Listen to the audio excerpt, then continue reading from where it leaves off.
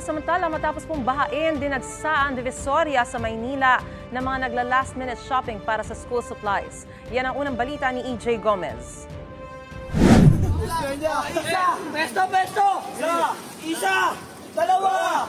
Tatlo! Diretso na! Ganito ang eksena sa Divisoria, Maynila noong kasagsagan ng matinding baha noong Huwebes.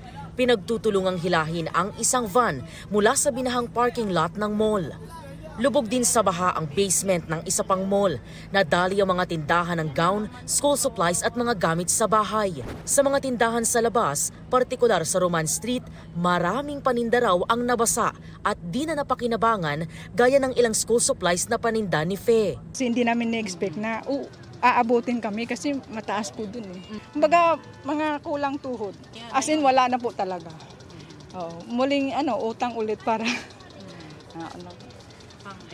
nakakaiyak pero wala naman po tayong magawa. Di rin daw nakaligtas sa baha ang mga paninda ni Tatay Jimuel.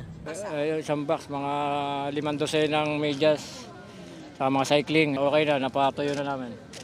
Ayon sa kanila, umabot hanggang binti ang mga baha sa kalsada. Nang humupa ang baha, nagsimula ang clearing operation. Matapos ang pagbaha at pag-uulan, bumalik ang matinding traffic sa Recto Avenue.